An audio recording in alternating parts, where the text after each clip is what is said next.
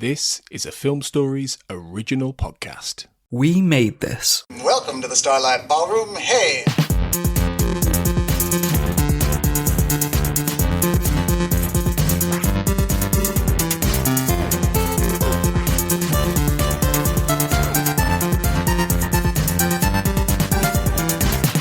Hello and welcome to Shipwrecked and Comatose, a podcast about Crime Traveller here on the a podcast about Red Dwarf here on the We Made This podcast network. And you may have thought it was about Crime Traveller because this is our 7th episode in a row about Crime Traveller, because we do thoroughly enjoy covering as much tat related to Red Dwarf as we possibly can. My name is Mark Adams and I am the main reason for this bollocks. And with me at this time is Carl Bryan. Hello, Carl. I'm glad you finally started admitting this on air. And the other person laughing is Matt Latham. Hello, Matt. Hello. So, yeah, I mean, we do make very tenuous links to Red Dwarf, but 8 episodes in 8 weeks, taking up basically the winter, is a bit naughty. I don't think I care. I've enjoyed it so far. How about you two? Yeah, I've really enjoyed this run so far. It's probably my favourite of the specials we've done. And the fact we've been able to run through it episode by episode, I've really, really enjoyed. Yeah, I've had fun doing all of it, but I'm surprised how much I've really enjoyed it. I really enjoyed going through Crime Traveller. So far, it's been great. I think what we've done is perhaps a little bit indulgent, considering when we've looked at Britas or Prince Among Men or whatever, we've done the whole series in one go. But we're all sci-fi nerds, and this is very sci-fi, and so's Red Dwarf, so I don't know.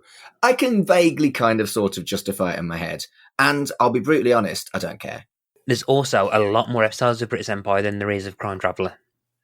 And also, in the interest of being level about what the cast have got up to outside of Red Dwarf, there ain't that much Chloe Annett, so we've really got to wring it for all it's worth. Which is a shame, but we've very much kind of sang her praises, so I'm sure we'll do that again. But anyway, we're looking at Crime Traveller Episode 7, The Lottery Experiment, and it was first broadcast on the 12th of April 1997, which does mean that Series 7 of Red Dwarf had finally finished. And in its Saturday night slot, it was basically, we've established, it was kind of like Doctor Who's kind of slot, because Doctor Who didn't exist anymore. Shall we get on with it? Yep. Yeah.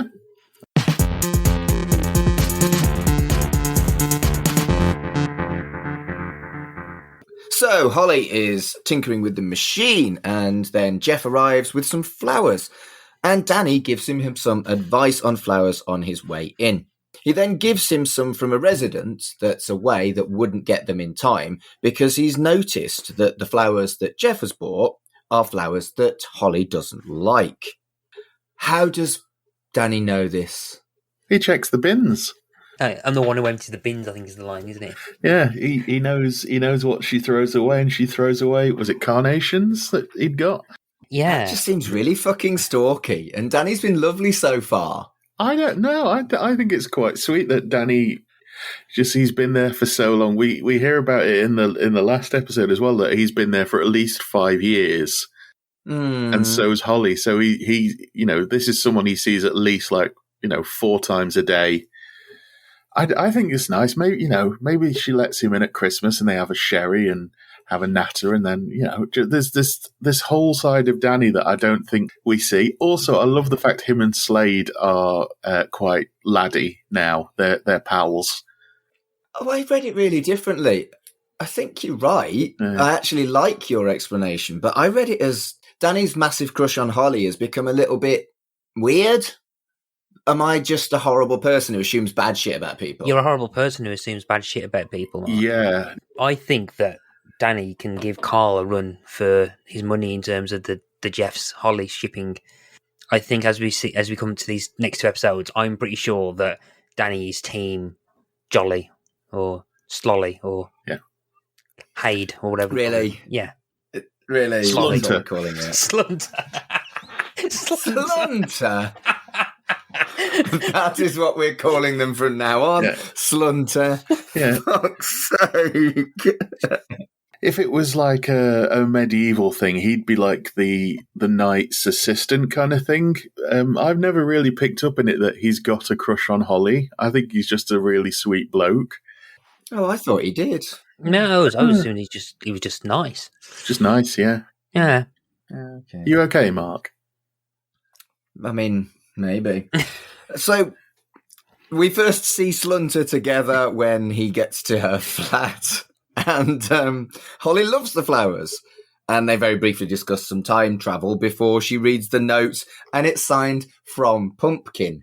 And if this isn't a opportunity to discuss our favourite pet names, I don't know what is. Have either of you ever had a pet name? No. Oh, I can't remember. I don't think I have. Well, a friend of mine, it's not like a pet name, but a friend of mine calls me Stud. Wow, that's which sounds good. More erotic than it is. Yeah, she just refers to me as Stud, but not for anything romantic. You've really not had a pet name, ever? No, don't think so. What about you, Matt? No? No. Oh.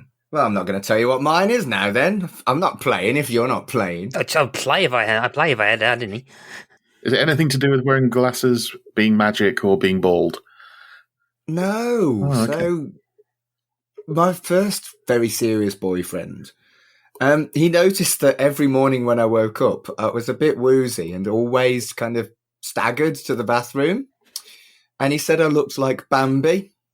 So my pet name from him was Bambi for about 4 years. Aww. Yeah. Oh, no, I've never had anything that sweet, Mark, no. I know. I dumped him and I shouldn't have done. Anyway, moving on. You're right, Mark.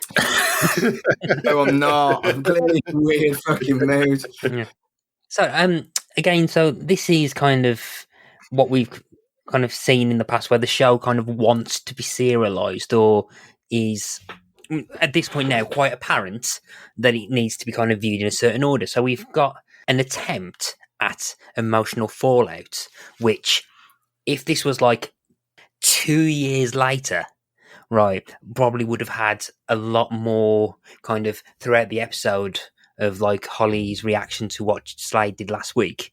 Whereas here, it kind of goes like, I'm mad at you for like the kind of, and this is like the emotional cliffhanger for episode 6. And immediately, as soon as like Michael French flutters his eyelids, has some flowers, that tension's gone. And it seems kind of like brushed under the carpet a bit. True, but Michael French is handsome and does have that jacket. I'd probably forgive him if he gave me a bunch of flowers. Yeah, it's strange because I was kind of waiting for this episode because I don't know if I mentioned it in the last episode that she does immediately forgive him at the sight of flowers. I don't know. Maybe it was just the thing of she was working really hard on the machine and he turned up and she was just like, I can't be asked to be mad at you anymore. I've got too much on. Life's easier if I'm not mad at you. And you brought me flowers.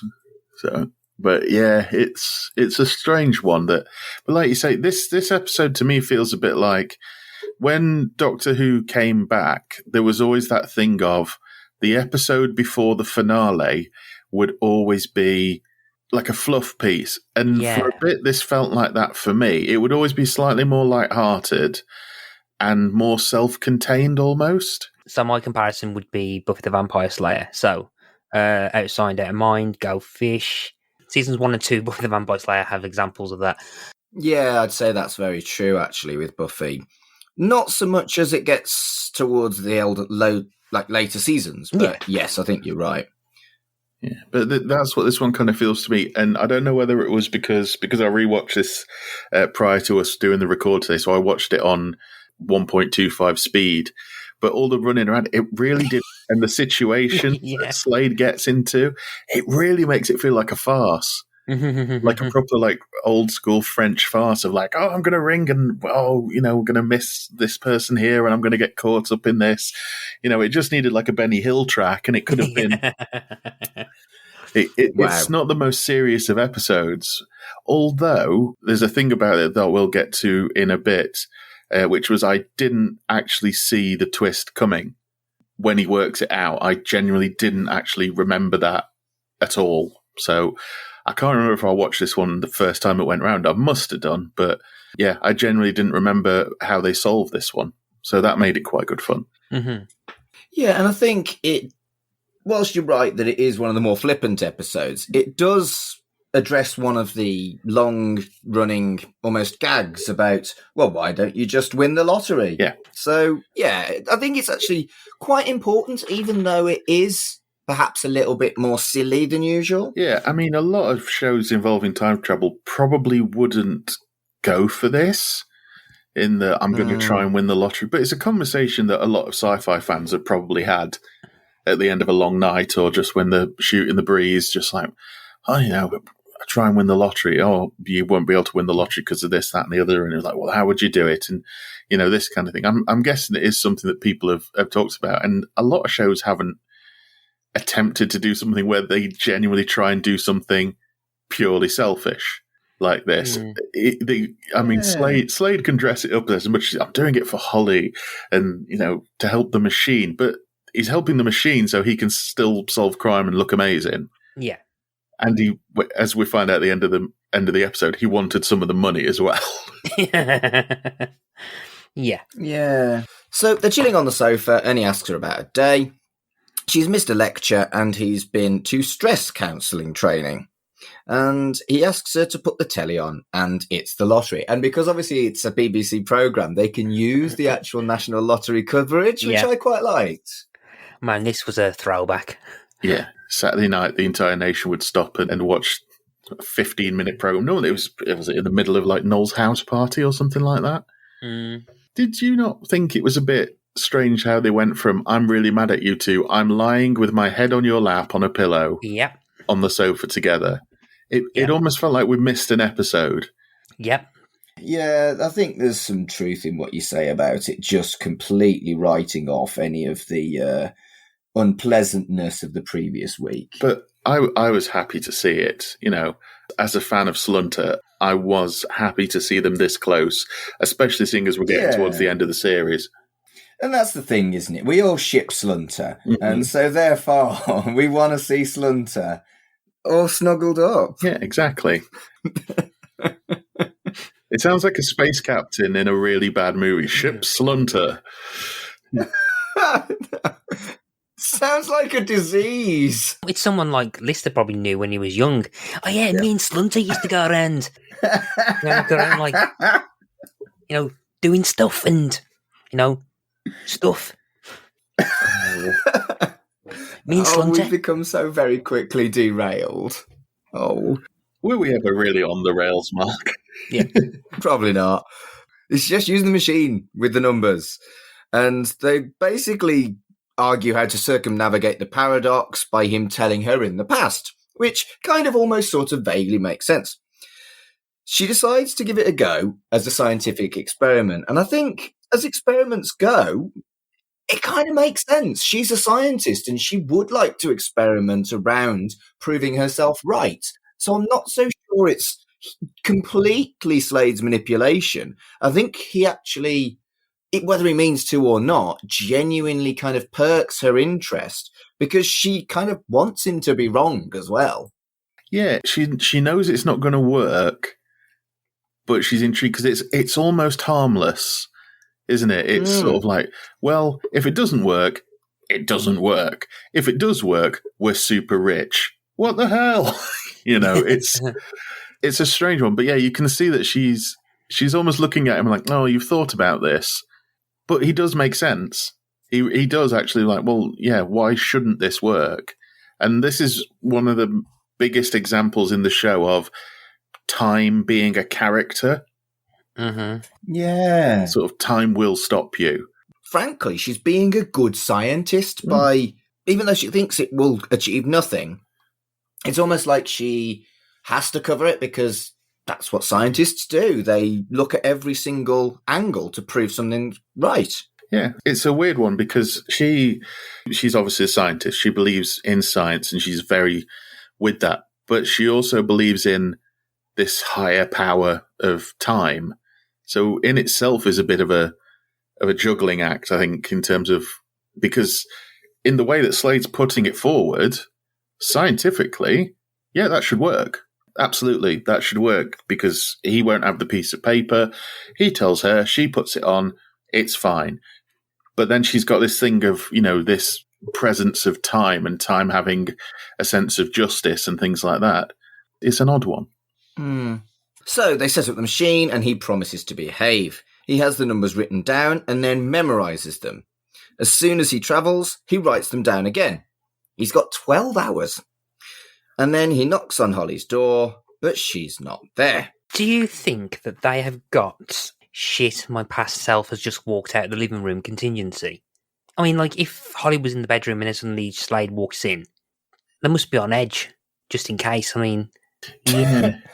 I think we've talked about how they having to get back to the same location makes it really weird that they never see each other time travelling. Yeah, I mean, like, if Holly's sat in the living room reading a book and suddenly, like, Slunter appears, that's going to be very interesting, isn't it? Maybe it's the character of time actively prevents that from happening when they travel back? Possibly, yeah, because the character of the quote-unquote character of time seems to be, like, have more screen time than Holly in this episode, because it's interesting how that plays out. So I'm wondering if fate, or the concept of fate in the time traveller kind of perception of it, means they never kind of cross paths. Maybe that's the way of writing around that massive plot hole that always bugs me. Does it bug you, Matt? I never knew. Yeah, it does a bit. I don't think I mentioned it that much. Yeah. So he asks Danny, and she's just headed off in her car. And Danny advises him to buy flowers, which is really cute because that's what they were talking about in the previous scene. I do like stuff like that. The smile on Slade's face of, like, there's genuine affection there, isn't there? There's, for us, like, thanks, Danny. Yeah, we ship Slanny here as well. I don't ship Slanny. It's a purely platonic thing. Slanny and Slunter. Yeah. Slanny and Slunter. They're the Keith Dagger baddies, aren't they? So yeah. Carry on, Mark. So at the station, Jeff asks after Holly, but she's not arrived yet. He writes the numbers on her board. Grisham finds him and tells him the course is cancelled and that she needs him. She then brings him up to date about a tip-off for a criminal called Mickey Sissons, who's going to steal some bullion. And you're right about this being a bit fucking hapless. Mickey Sissons is stealing bullion. It seems like something that's been written by a child. Yeah. Mickey Sissons does sound like Sue Johnson made it up on the spot and she lifted it from Brookside. It's like you can imagine that, Mickey Sissons has held up the petrol station, or Mickey Sissons is causing havoc among the close, but not Mickey Sissons, a bullion robber. And who robs bullion anymore? It's all NFTs now. I mean, to be fair, robbing bullion probably is something that Brookside would have done. They did everything else. Yeah. Did you ever see the last ever episode of Brookside? No. My God. No. It was... Well, they moved it to late at night for a start. So there was swearing and all sorts of stuff. And in the last episode or so, they had this drug dealer who was just, everybody in the close hated them. And then in the last episode, somebody breaks into this dealer's house and they hang him from the window. Fucking hell. Yeah. That's grim. And it's not revealed who it is. And the close apparently is being closed up anyway. It's being demolished. So they all move on with their lives and stuff like this. And it's really weird. It's a strange one to go out on. Yeah. Wow. Anyway, she wants to, and I quote, nobble him. And then Holly arrives just as I know, right? Nobble him. Yes. Holly arrives, but just as they're leaving in the car, and he misses her to tell her about the numbers. At the Dukan Bank, they discuss the 3 million worth of bullion with the bank manager. 3 million! The fucking 90s. Also, the bank manager's name is Dukan. Who names a bank after themselves? Mr. Ducan. Yeah, it's you'd think. Well, this is the thing, though. You'd think if I'm guessing he doesn't own just one bank. But if you're the guy that the banks are named after, you're not working in a local branch. You're in the Bahamas somewhere on your own private island. It does feel fucking weird, doesn't it? That they've had the authenticity of the actual lottery show, and then there's the Ducan Bank. Yeah. But why didn't they just use an HSBC? Why didn't they just use a Midland Bank? Yeah, it's like the head of Debenhams isn't working as a line manager in the head branch of Debenhams. It's weird. It's weird. So's his office. It could just be easily the same name. I mean, there's got to be some person called Smith who works in WH Smiths. That's a weird one, though, isn't it? You walk past the bank and it's got your name. You're like, I've got to work my way up the ladder until I get a Toblerone with my name on it, and they project the logo of the bank behind me. It's a Toblerone with my name on it. You're a fucking idiot. I love it. Oh, no. I have never wanted a high-flying office job, but now I want a Toblerone with my name on it. I might have to order myself one and run it through the business accounts. If you ever, again, want to add to the potential Shipwrecking Comatose merch, instead of, like, and then Queeg shows up, you can have the one next to it. Toblerone with my name on it.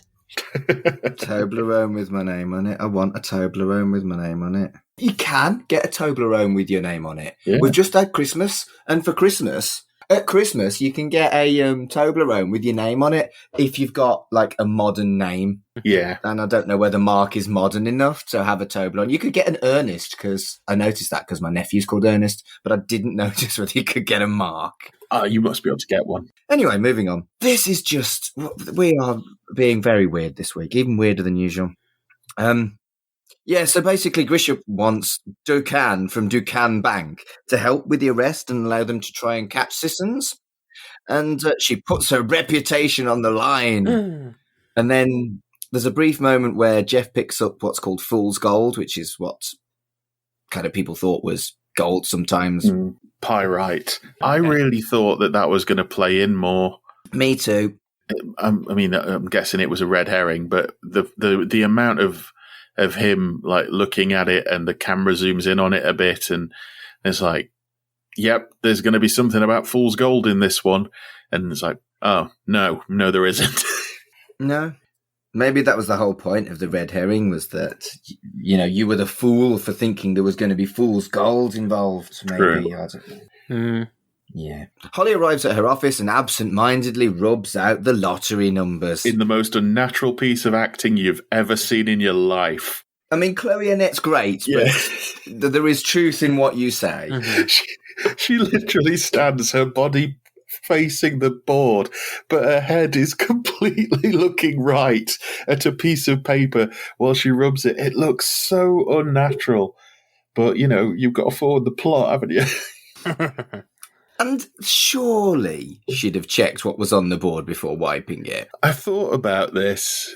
I'm guessing that she's like, well, I know what's on the board because I put it there, so I can just wipe that off. But obviously she was she really caught up in what was on that piece of paper, and she had a bag from Pret-a-Manger in her hand, so I'm guessing that obviously that takes precedence. I mean, I quite liked Pret-a-Manger back in the day. I don't think I've had it for years. It was kind of posh at one point. Oh, it's in French. In the 90s. If it was in French, that meant posh. True. So the stakeout is set up and Slade can't access a phone. He borrows Nikki's mobile phone, but it's not charged. Yeah, I forgot how the lifespan of mobile phones is actually really quite short. I didn't have a mobile phone at this point, but I was only 18. I know kids have them now, but in the 90s, the kind of cost of actually having a phone was so high that I only got one when I went to university because my mum and dad wanted me to have one and paid for it. Yeah. I couldn't have afforded it on my own. It does look like, because my dad had one, and this one that they've got here, which is, you know, like a plastic brick, is very similar to the one that my dad had, which was, you know, it wasn't any of your Sony or your Apple. It was made by Bosch. By Black & Decker. Yeah. So it was very much a tool that he had. I had it for years, like literally probably I had it up until last year because I used to be like, look at this thing. And yeah, it did bring back memories of like, the battery needs charging, but that would take, 12 hours for it to fully charge. Mr. DeCan heads to a storeroom and someone is breaking into it through the bricking, but he doesn't see it. Back at the stakeout, Jeff is antsy and wants to go to a call box. So he does, even though he was not supposed to, and he was supposed to be a good police officer. And there is a queue for the call box. Yeah, Nicky and... we left Nicky and Morris in charge. What more do you need? Yeah, I mean, both of them can form one competent, 3/4 of a competent police officer. Anyway, the robbers enter, armed and wearing balaclavas. They demand to see the manager. Jeff is still waiting for the box. They lead the manager to the vault. Jeff uses his warrant to access the phone box. The manager is forced to open the vault at gunpoint. There's a lot of quick cuts here. They knock him out and they enter for the bullion, the 3 million worth of bullion. Holly is away from her desk and the guard hits an alarm. Those cuts were so quick. Yeah. I like the fact that it keeps cutting back and forth to Jeff trying to get in this phone box, and only at the very end does he go, I'm a copper, knocks on the thing and shows the badge. I would argue that because of the character that Jeff is, the yellow jacket, he's got a fucking gun, and he's super, super cool, surely he would have had a mobile phone. Yeah. Maybe when you join the force, it's like mobile phone or gun. You can't have both. I mean... Phone or gun. What would you pick out of those two choices? You'd have to go for the gun, wouldn't you? Oh, God, yeah. Yeah. It's gun and stunt double or mobile phone. Although, I'll get to that in a minute. So, Slade finally runs in and runs to the vault, but the bullion is gone and they escaped through the storeroom. Slade follows, and they shoot at him and throw a fucking grenade. Where did they get a grenade? This shot was pretty cool because it looks like they've triggered, is it like a squib or something that sets off like a controlled explosion, and it looks like it's Michael French, right, in a practical effect. So he's in like a blast radius. Yeah. This is what I was going to say. It's definitely Michael French, and that was what made that so cool. Yeah. And that was kind of really cool. Yeah. The timing of it as well, because he does like just move in the nick of time. Because, I mean, we've seen in Red Dwarf before, when squibs go off, you can get hurt. Because it is still an explosion, even though it's a controlled one. So watching this where the grenade goes off, initially I was like, a grenade would do way much more damage than this. But when the grenade goes off, he really does like, it's almost like he sees it coming towards him and he moves, rather than he moves and then the explosion goes off. It's a really good stunt. And I think it's not something that you almost expect out of a show like this. I think it's the kind of stunt that it's a classic this wouldn't happen now stunt, because like you say, it is Michael French. Yeah. It's cool though. Oh yeah. I mean, the gunshots that go off are very close as well. And then they throw the grenade and it causes a bloody big explosion. Even though I'd say it doesn't do as much damage as I thought, there's a lot. There's sparks, there's fire, there's everything. And it's Michael French stood right next to it. It's really, really impressive. But later, yeah, they wouldn't do it now. God, no. So the grenade prevents him from following them quickly, and they have time to shed their gear into some nearby, I know there's a British word for it, but I'm going to have to say dumpster. Bin, yeah. Wheelie bin. It's a bin. No, but wheelie bin suggests like your classic thing in your back garden wheelie bin, doesn't it? Oh, these are the ones you find out the back of pubs. It's a big bin. Yeah. All right, big bin. Sorry, Mark, you're black country. It's a word you should know. A yow bin. I'm not even going to dignify that. Slade has no chance of spotting them in a busy market, and he guesses at a woman's large bag, but she speeds off in a car. Jeff gives Morris the number plate and then heads to make a call.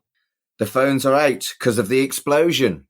He writes Holly a note with the numbers and asks one of the random plods to give it to Holly at the station. I do enjoy this bit with the market because you see, I mean, you haven't really had a chance to see the villains so far, but in this scene, he literally stands next to them and one of them even looks dead at him. And I quite like that, how smoothly they got away. And you almost think he's picked somebody completely random when he sees the hold all. Mm-hmm. I just thought it was a really good little scene of like, oh, the villains have got away with it, and they're actually good villains. They're not bumbling crooks. Yeah. But I think it's at this point that you surely have to question the ethics of his own personal gain and it clearly affecting what he's supposed to be working on. And it continues for the whole fucking thing. He's Jeff Slade, Mark. If he can multitask, he's probably very confident in the fact he can solve a bank robbery and buy a lottery ticket. It seems like the lottery ticket's proving more difficult to him than solving a bullion robbery in this episode. Well, I think what's interesting with what eventually happens with this episode is that it basically gives Slade a time limit in order to try and stop Grisham getting sacked. Yeah. So I think that kind of shifts his kind of perspective, because I've got a feeling that if this was something that like, oh, they just got to replace something and everyone's fine, Grisham's job's not on the line, you'd have probably just kind of postponed it and then gone in the time machine and then come back and try to clear or save Grisham's job. But because I think this, because we'll be told in like the next couple of scenes that going, well, yeah, they're going to hang me for this, or I'm going to have to hand my notice in out of just of a colossal fuck up that she's done. That kind of adds that time limit to it. I think perhaps that I don't think the threat or the existential threat of Grisham's sacking is as desperate as I think the show thinks it is. I think they probably could, with a bit of a tweaking, they probably could have given Slade a more like he cannot get to the time machine without having to do this first.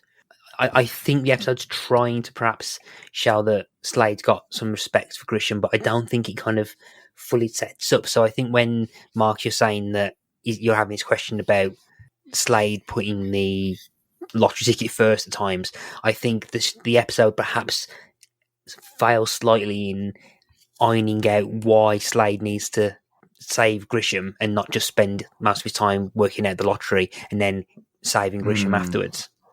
Yeah. This episode to me as well felt almost a bit like the time travel, the I must get back to the machine aspect almost didn't matter. Yeah. You could take away the aspect of him travelling back in time and it be an episode about him trying to solve a bank robbery and buy a lottery ticket at the same time. Yes, something almost classic sitcom-like. Yeah. I do like that there's a couple of things. One, that when he signs the note to Holly, he puts a kiss. That was nice. Yes, I've noticed that. And the debut of, I don't think it's his debut, but it's certainly the first time he's named, which is Charlie. Yeah. And it does almost feel like, Charlie, you've never been needed for plot until this point. Take this letter for me back to the station. Hello, extra. Would you like a few lines? Yes, please. Well, this is the thing. I'm sure he's in one of the first episodes as the random detectives that are all stood around. Is he the guy that Holly kind of flummoxes when she escapes jail? Might be. But yeah, I'm sure he's in another episode, like as a detective that doesn't speak, and he's in like one of the debriefing scenes. But in this one, he's got a full, plot arc, hasn't he? He's got to deliver a letter, and then he gets a phone call, and then he's got to get called away. And in fan fiction, I'm sure there's a spin-off somewhere of Charlie. Charlie Traveller. Yeah. Okay, I'm sure there isn't. Unless you've written that fan fiction, and please let us know at Red Dwarf Pod on Twitter. Anyway. Crime Unravelers, the specials. I know, right? Yeah. The bank manager is livid and is talking to Nikki, and he's completely blaming Grisham. Slade is not on Grisham's favourites list at this particular point, and she wants to speak to him. She's very angry, and it's because he left the stakeout. He explains that they used a tunnel. She's worried about getting fired, and Slade is actually clearly quite upset about it. Sissons has been under surveillance and hasn't left his home. They need to find the gold to save the career of Grisham. It's quite a nice scene where he because obviously Slade's very like bouncy and jolly and almost like solving crime's a game, which it kind of has become now. He's been time traveling, but the realization that he might lose Grisham seems to kind of rock him to his core. Like, oh yeah, there's stakes in this, and this can happen, and that's kind of nice to see. Also, the revelation that Grisham's married as well. When Nikki corrects Mr. DeCann, it's like in series 2, I'd like to have felt that we'd met Mr. Grisham and him just being like him just being as tough and hating Slade because that's all that she talks about when she gets home. Yes, that would have been a great line, a great gag, yeah. Charlie is back at the station. It's actually this point that we find out his name is Charlie, and he can't find Holly. He gets a call from his wife and misses Holly as she speeds away. The team are at the bins looking for leads, and they discuss how they moved so fast with £750 worth of gold. They then discover that the girl with the bag's plates have been run, and they're going to go and speak to her because they've got her name. As I said, it's quite farcical, some of the misunderstandings and the missing of Holly, and she was just here and not that. But the Charlie is on the phone and Holly goes in and comes out again is quite well done, I thought, in terms of timing. They must take them a few times to get it right. And I think they know in this episode that, it's a bit of a farce. Back at the station, Holly is rushed off. So Charlie tapes the note to her door. And this whole plot is painfully 90s because literally you'd send a WhatsApp or a text or a Facebook message. Yeah. Or you'd phone them or you'd phone someone that was with them, etc., etc. This is probably the most weirdly dated episode of the lot, actually. Oh, hang on. You know, times when WhatsApp and Instagram and messaging systems go down, is that because someone's time travelled and tried to message the lottery numbers to someone? Ooh. For fuck's sake, Matt. It could be. That is the most ridiculous conspiracy theory I've ever heard. I love it. I hope it's true. It's not. If you think it's true, tweet us at Red Dwarf Pod. So, Slade is in the car with Nikki, and he borrows his mobile. He doesn't get through at the office and is put through to her car phone. Do you remember that?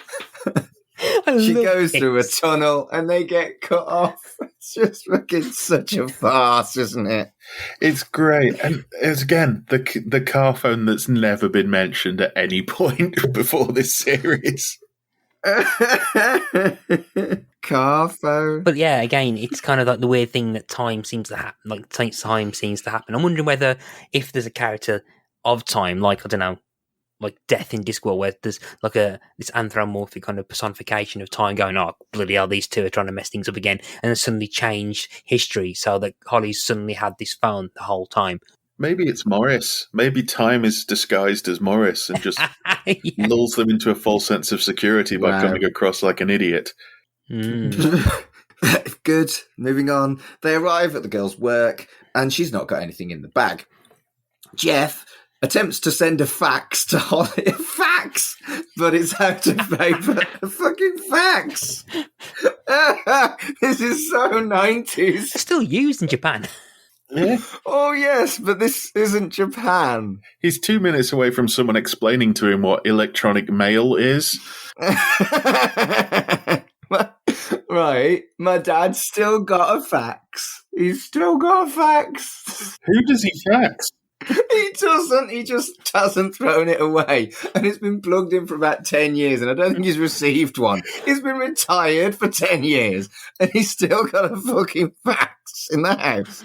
And when you phone his answer phone, it goes, "Hello, this is Chris Adams. To start a fax, please start transmission now." On his answer phone in 2023. Oh, man. Is your dad one of those people who said, "I bought it, damn it, I am keeping it"? Oh, God, his house is so full of so much shit he doesn't want, need, or use. We should fax your dad. I mean, if I knew anywhere where you could fax, I would actually fax him with, "You don't need a fax anymore, Pops." Oh, I want to do that so much now. There's got to be somewhere where I can send him that fax. I'm pretty sure you could do something with like Google Docs where you can send it as a fax. I can just feel the evil plans that Mark is now forming. Oh, dear. It's not like he doesn't deserve it. He's got a fucking fax machine in 2023. It's like the episode of the US version of The Office where they pretend to send fax messages to and say they're from Dwight from the future, and they give him instructions to do stuff. Anyway, my fax distraction. They're speculating if the gold bars leave a trace, and they go past the robbers, who are spooked. They call Sissons, who says stick to the plan. The police will follow him, not them. Slade turns up at the university to try and find Holly's lecture, but he struggles to find the room. Absent-mindedly, he leaves the bag at the front desk, and they think it's a bomb, so they evacuate. So he actually caused the lecture to not happen, and as such, by the time he gets to the room, he doesn't find her.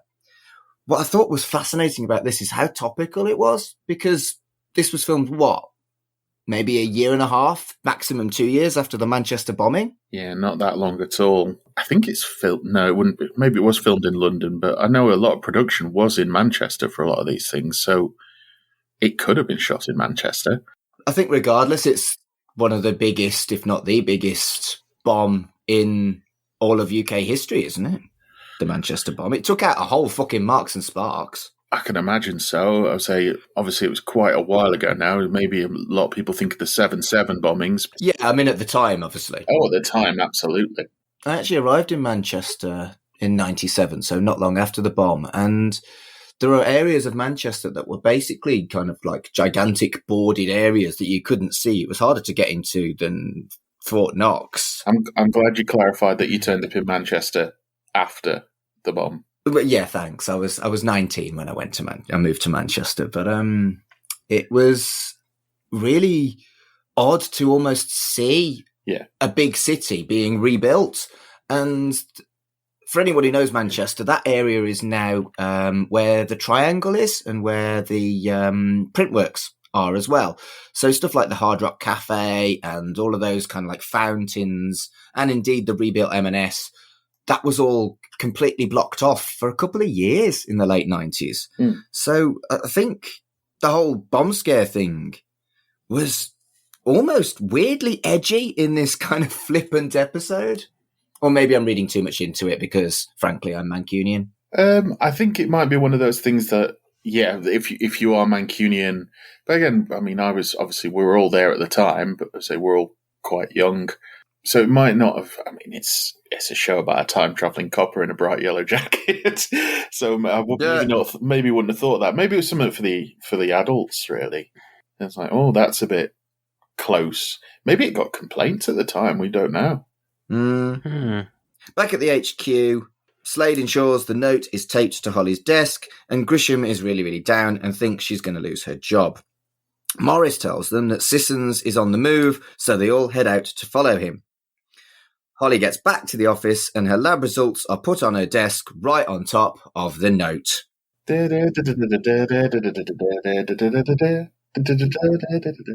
What I quite like is the almost crystal kind of effect that opens up the title sequence. They have that kind of sound effect that always seems to happen when they try and do anything to do with time or kind of transitions and stuff. Whenever anything which these farcical kind of moments where time or fate seems to stop Holly from witnessing any messages from Slade, that music cue appears throughout the whole episode. So what you're saying is it's a bit like Bouncer's music from Neighbours. Whenever Bouncer's on screen, they had special music for the dog. You're showing your age there. If it helps, I can repeat it. They have just announced Neighbours is coming back already, so in the last week or so. Again, with the timey-wimey, you've just basically pointed out that we recorded this in November. You realise this isn't going out till February. And I'm keeping that in. That's fine. do, do, do, do, do, do, do, do, do, do. Bomb, bomb, bomb, bomb, bum, bum, bum, bum. I really liked Bouncer in Neighbours when I was a kid. Anyway, Slade, Nicky and Morris get in a car to go and pursue Sissons. Sissons is in a cafe and they stake it out. He uses a newspaper to switch with an impersonator. I was quite impressed at the switch, actually. I thought this was really well done. Yeah, I thought this was good. And again, this thing, they're good criminals. Yes, he's got a silly name, but they are good criminals. Initially, my first thing, and I don't know why I thought this, was when he went into this cafe, that is a shithole looking cafe. It just looks so filthy. But yeah, I think it was supposed to look a bit like a shithole cafe, surely. Yeah. But is the cafe woman in on it, or is she just going, weird people in my cafe, happens all the time? How far does the conspiracy go, Mark? Have they bribed the cafe woman? Yeah. We'll never know. Yeah, I think you're right. They probably would have got away with it if it hadn't been for time travel. Mm-hmm. Yeah. In the car, they're chatting about the lottery and they spot a graffiti artist. It's at this point that Slade has an epiphany. Just before that, there's a nice line where I think it's Slade saying, "Oh, we're here at Crimes Are Us," and then I quite like, because we don't get much characterization from Morris, but I quite like when he goes through the lottery numbers, because he seems to kind of really want to join in the conversation and not just like make snide remarks at Slade or Nicky.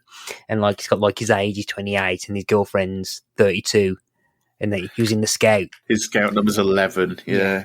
There is a genuine moment in it where it looks like they're getting on. Yeah. As well. It's almost as if they know that they're irritated at each other. Banter is just a front and they do actually like each other. Well, there's no one else to perform in front of. No. I think that's probably true. Yeah. It's the Rimmer and Lister thing of they keep each other sane by just bickering. And then there's their son, Nicky, in the middle. Yeah. There's also quite a nice, very brief, kind of almost philosophical conversation, which probably got cut for time, where they talk about is graffiti an art form.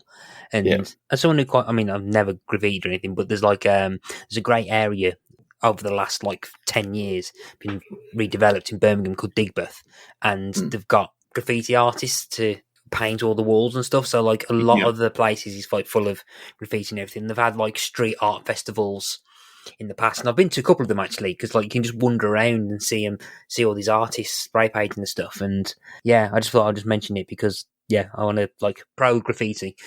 Yeah, there's one in Derby as well. They've had a mural up for a while now in the marketplace. So there's a big building in the marketplace that's been closed for a good few years now. And while they're doing some work on it, they put big white boards up, and they're like, well, let's not just do that. So they got somebody in to do a mural, and it's, I think they were going to take it down originally, but it's stayed up because it's really quite nice. It's all like a forestry scene and plants and stuff. And Bigfoot's walking across at one point. Yeah, I think it's pre-Banksy. So the argument is a little bit more black and white in the late 90s, whereas, Banksy is considered one of the greatest artists of the modern era, and no one knows who he is because he's a graffiti artist, essentially. Yeah. And I think it was a more polarizing thing in the 90s, whereas now most people will go, well, yes and no, but Banksy's Banksy kind of thing. Was it pre-Banksy, or had we just not seen Banksy? Yeah, true. Because there is the whole thing is that the main theory is that he's actually probably about 50. Well, he's been around a while, so yeah. Yeah, so he would have been around in the 90s. That could be Banksy in the episode. I mean, it could. Yeah. They storm the cafe and spot that it's a fake. The robbers are back at the bank and collecting the hidden gold. We've missed Jeff's brilliant realization that just the acting of Michael French, it's a legitimate Slade is a detective moment. Like, nothing to do with time travel. He's just sitting there talking about... I mean, we talked before how this was originally designed because Anthony Horowitz liked Poirot. This felt like his Poirot moment.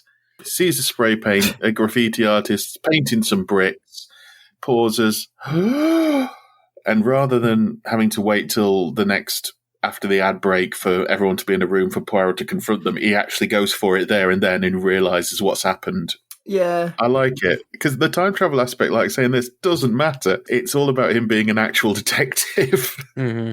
Yeah, and there'd been kind of like episodes that played on that before, like how he was a good detective anyway, but became complacent because he could time travel. And the time travel wasn't involved in this realization. You're absolutely right.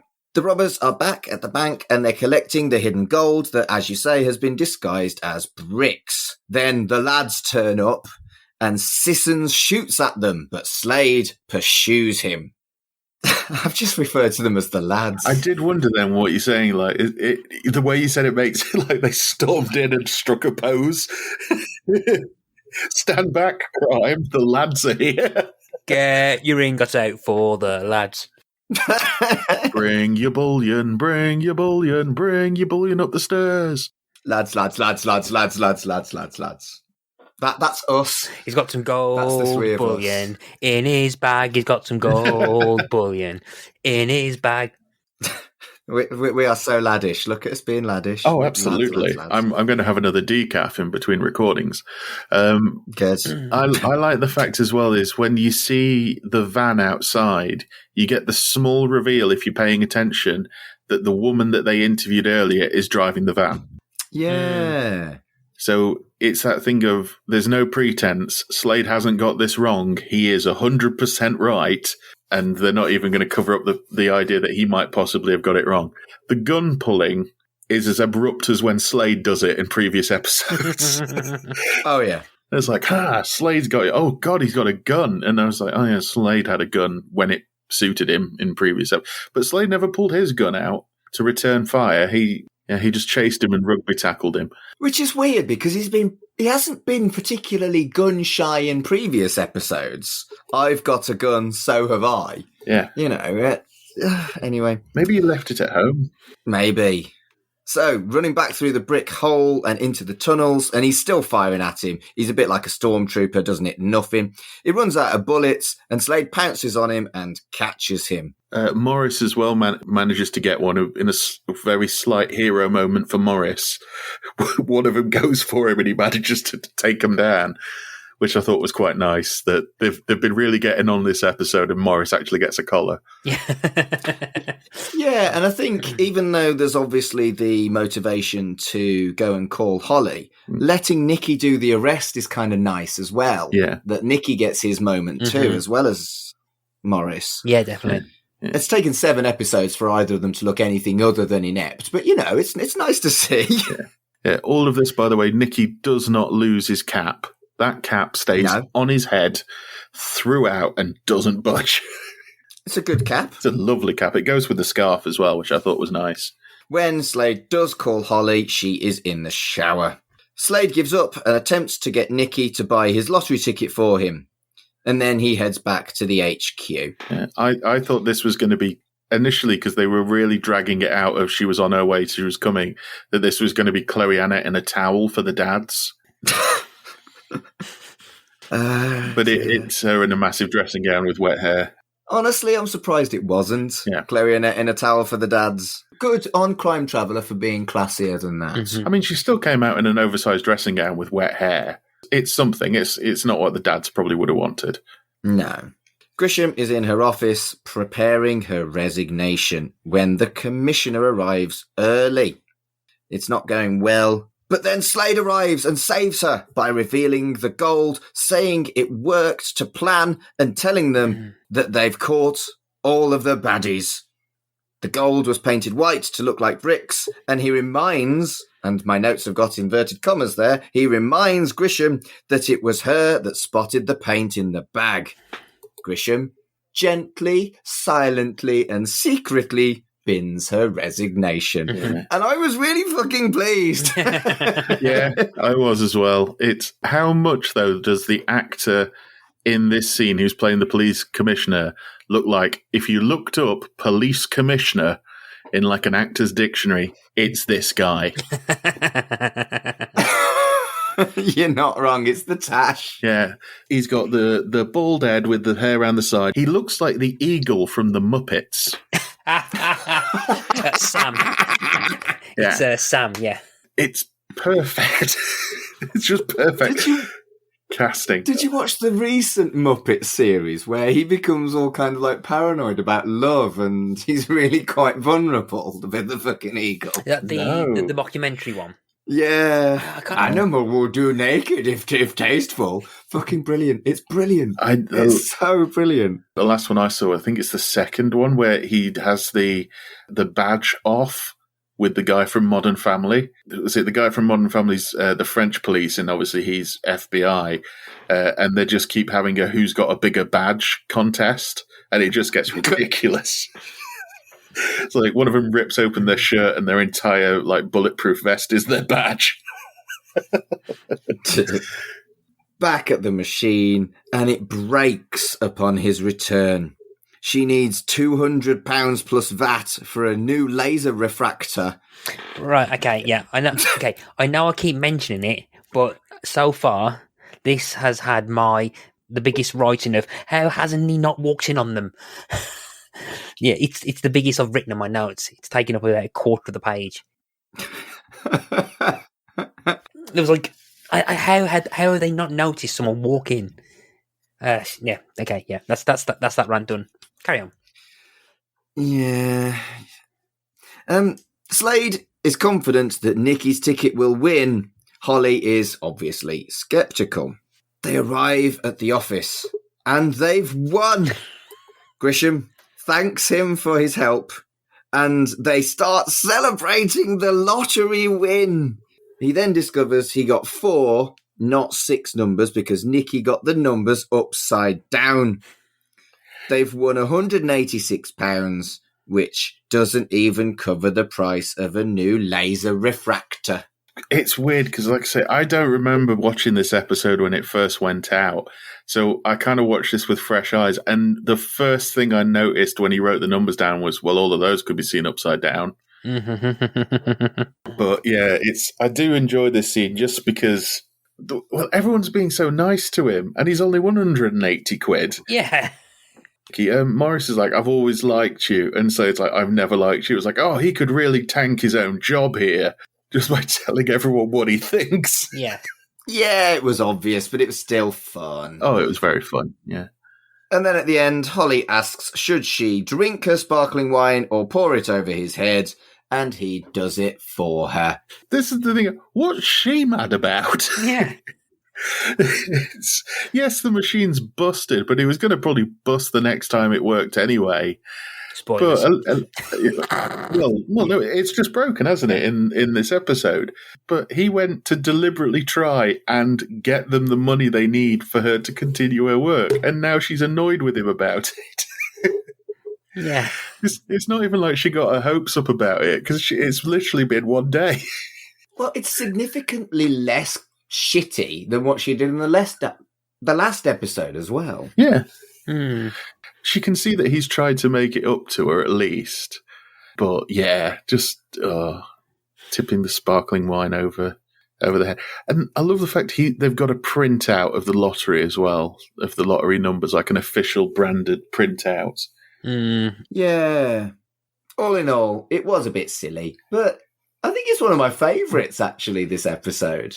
Oh, it's fun from start to finish. Yeah. The idea of going back in time and trying to win the lottery, I think, was really well handled in this, in that he's got an idea and it should work, but time is not on his side, sort of pun not intended, and it just keeps trying to diffuse him. But in the meantime, he's remembered what it's like to be a really good detective. Yeah, I still think that perhaps the episode could have perhaps amped up the threat of Grissom, being fired or something, because it just seems to be a bit like, oh yeah, I'm going to hand my notice in if you don't find it in 12 hours. As much as the idea that you can't explore the Grissom kind of Slade dynamic, that they got some respect to each other, I still think we probably missed an episode that really dealt with that. We had, I think, no, not the last episode, but the episode before with her kind of clocking on to what Oldroyd was doing. Yeah. So he kind of reads that, but I don't think we've had enough real exploration of the Slade Grissom relationship for it to really hit home. Because I think at the moment I still think that Slade probably just like thinks, oh, she's a bit of an annoying boss, but I don't know. There's something about that aspect of it that never hit right with me. Yeah, I suppose. I mean, they were fully expecting, I think, to go into a season 2. And I think that would have got explored. It's like we've talked about it before. The only reason they didn't was because of management changes at the BBC. I bet somewhere Horowitz has got scripts or at least stories written for season 2. He must have done, because he must have thought, because like we said, this did actually good numbers. So I can imagine like the relationships with everybody else would have got expanded more and looked into, especially obviously you've got Sue Johnston, so you really would look into that more with her. Part of me feels like they might have killed Nikki in season 2. Savage. Yeah, but to ramp it up a bit, I think somebody would have died, and they'd have to have tried to. Maybe that would have been the high drama, as they attempted to stop it and realised they couldn't. And the only person I could think they could have done that with was Nikki, because if you did it with Morris, no one would give a crap. Yeah, true. Or Danny. Maybe Frank, if they wanted to kill off like a lesser character almost. Frank, the guard who's turned up a lot, maybe him. Or Charlie. Now Charlie's got a name. Maybe that was the thing, they're bringing him in because they want to kill him. Oh, poor Charlie. Yeah. But what did you think of the episode as a whole then, Carl? Did you enjoy this one, or did you think it was too silly? I enjoyed it. It does seem, I don't know whether it's because we're watching these kind of with a bit of gap in between, and the silliness does lift it away from the others a little bit, but I enjoyed the acting in it's great. So I enjoyed the actual character development of, oh yeah, Slade is a detective and he's remembered that he can do it without doing this. I mean, there wasn't much Holly in it, but it didn't call for there to be much Holly, because the whole idea being is they couldn't get hold of her.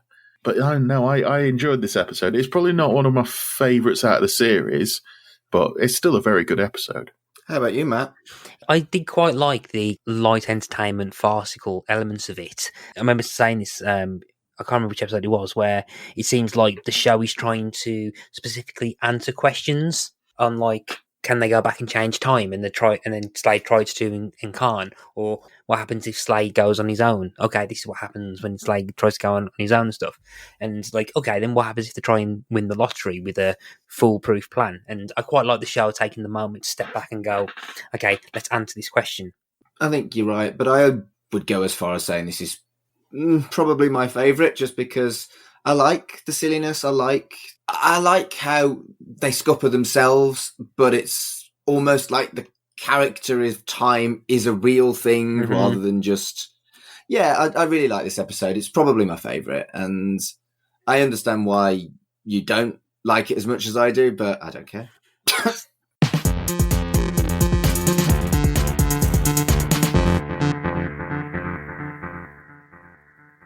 So, we've only got one episode left, and I've really enjoyed the whole thing so far. Yeah. I kind of wish there had been more Crime Traveller, like you said, Carl, because I would quite happily carry on doing this if there was more to do. Yeah, no, I would as well. I don't want to do series 2 of fucking Prince Among Men. I don't think the people working on Prince Among Men wanted to do series 2 of Prince Among Men. Oh, yeah, I think there's yeah. So that's all we have for this episode. We've got one more Crime Traveller episode left for you next week. Carl, where can people find you on the internet? You can find me at allmylinks.com/Mr. Carl. There's bits and bobs up there at the moment. I'm not doing a great deal. Follow me on TikTok. I'm enjoying messing about on TikTok at the moment. You can find me at I am Mr. Carl. Matt, what about you? Yeah, you can find me on Pickadisc. You can just search all your social medias. If you find Pickadisc, it's usually me on there. This is my podcast about music. I've also got the podcast about point-and-click adventure games and narrative games called Ask Us About Loom, which, again, if you just search on social medias, if there's any left, it's probably me. And as well as Now Book Club, which covering Yellow Jackets, which I'm hoping at the time this airs, we'll have more news on season 2. And if you're looking for me, it's at Mark Adams HC for my Twitter or Instagram. And if you want more podcastingness and you happen to be one of the weirdos that likes both Red Dwarf and the Chucky horror films, I do have another podcast about the Chucky horror films. That's called Chucky Vision, because I'm a child and there was a pun to do with kids' telly. All of the podcasts we've talked about, wherever you're listening to this episode of Shipwrecked and Comatose, if you search there, you can find them on whatever podcast method you use. So thank you very much for joining us for another episode of Shipwrecked and Comatose. And until next week... Damn it, Slade! What?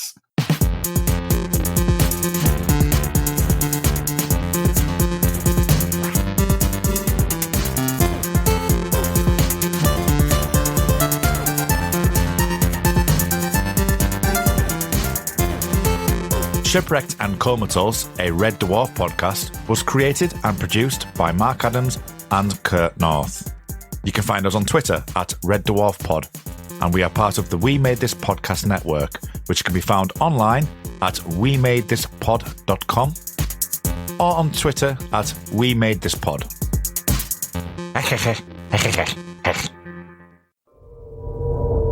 Hello, and this is Chucky Vision on the We Made This Network, the podcast for all things Chucky. I'm Dev Elson. And I'm Mark Adams. We're two queer podcasters who love bloody horror, Camp comedy, gay romance, and referencing icons like Freddy, Jason, and Britney. The Chucky films and new TV show deliver all of that, and there is still so much more to cover. So if you want to play, find Chucky Vision on Twitter at Chucky Vision and on all good podcast providers.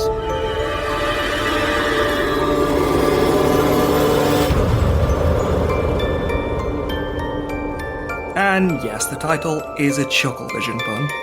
Because why not?